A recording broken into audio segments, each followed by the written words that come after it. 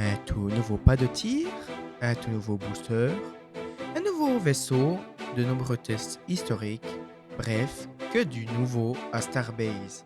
Salut à tous, bienvenue dans cette nouvelle Starship Info. Après une longue attente sans de grandes nouvelles, la Starbase reprend enfin vie, ce qui me permet de faire cet épisode bien garni. Alors sans plus tarder, je vous propose d'attaquer. Allez, c'est parti!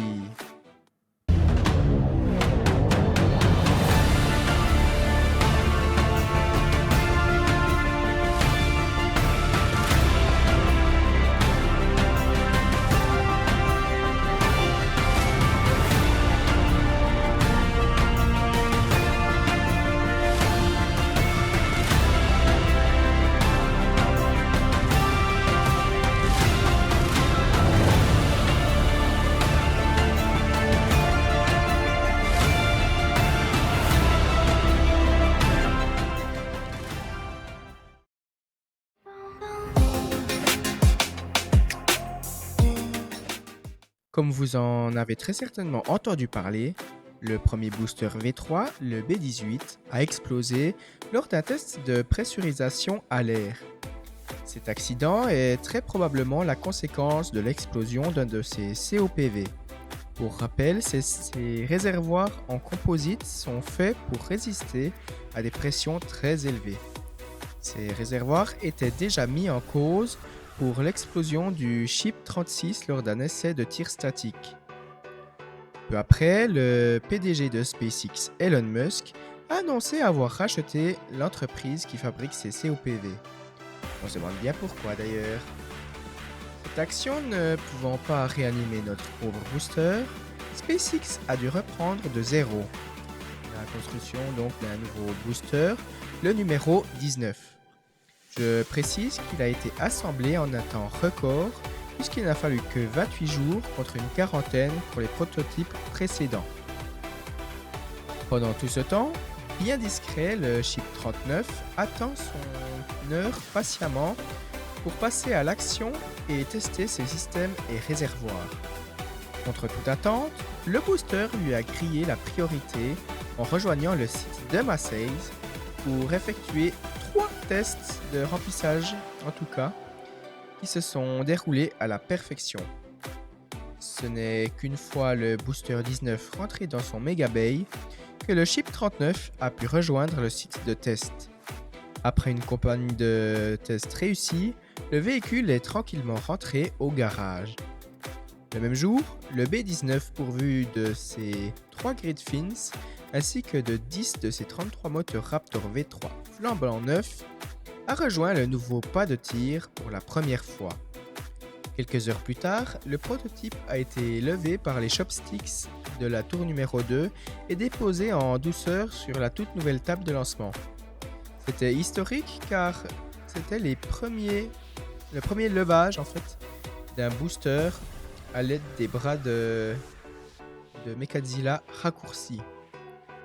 Dans les jours suivants, les tests se sont enchaînés. Quand le booster a été remis sur son support de déplacement, nous pensions que SpaceX voulait repartir sur le site de production avant un tir statique.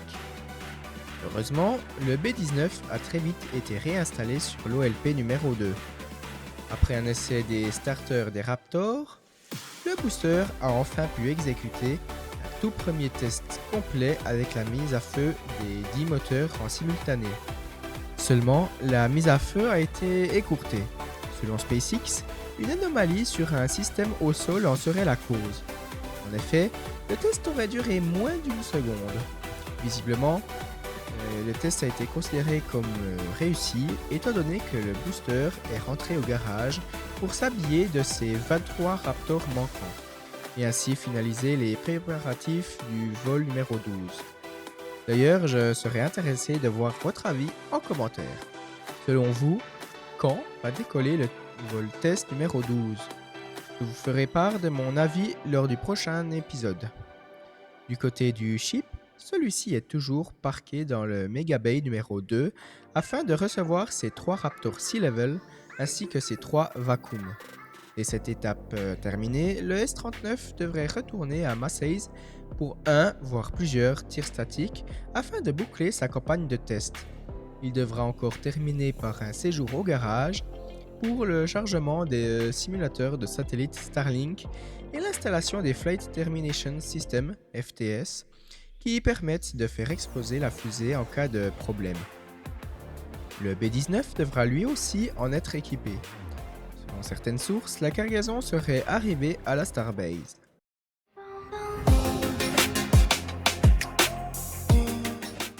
Dans les news discrètes, des caméras de NASA Spaceflight et de Starship Gazer ont capturé des images d'un tout nouveau type de tuiles thermiques à travers les vitres de la Star Factory. En effet, ces dernières font passer du noir au blanc. De ces images, on peut assez facilement citer quelques hypothèses. Serait-ce pour mieux conserver la température des ergols pour un Starship Tanker ou HLS, ou encore pour remplacer intégralement les anciennes? À vous de me donner votre avis en commentaire, et comme on dit toujours, wait and see.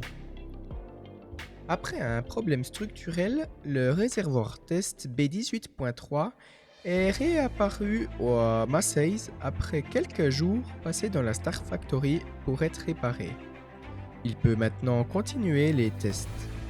On peut voir que des structures mystérieuses sont apparues à l'emplacement des Gridfins. Il s'agit certainement de tester la résistance de ces derniers. Pour rappel, SpaceX veut maintenant se servir des Gridfins pour rattraper le booster en plein vol. La semaine dernière, les premiers bardages ont été installés sur la structure du Gigabay.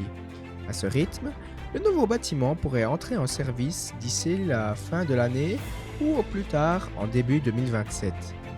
Alors que les équipes de SpaceX accélèrent leur rythme pour lancer le vol 12 au plus vite, certains ont plutôt décidé de s'atteler à la décoration du site de lancement. En effet, l'inscription lumineuse avec inscrit Gateway to Mars a été réinstallée à côté de la porte Delta One. Pour ceux qui l'auraient oublié, les lettres avaient été enlevées avant la refonte complète du site de lancement. Avant de conclure cet épisode, je tiens à remercier NASA Spaceflight, Starship Gazer ainsi que SpaceX pour leurs images exceptionnelles sans lesquelles je ne pourrais pas vous montrer tout cela. Bien sûr, les liens sont en description. Et voilà, c'est déjà la fin de cet épisode, qui est le 5e de cette série qui est vraiment passionnante sur les avancées de Starship. Si tu aimes les actus spatiales et en particulier celle du Starship, n'oublie pas de t'abonner, liker et activer la cloche pour rester informé. Sur ce, je vous dis à très vite pour de nouvelles vidéos. Tchuss!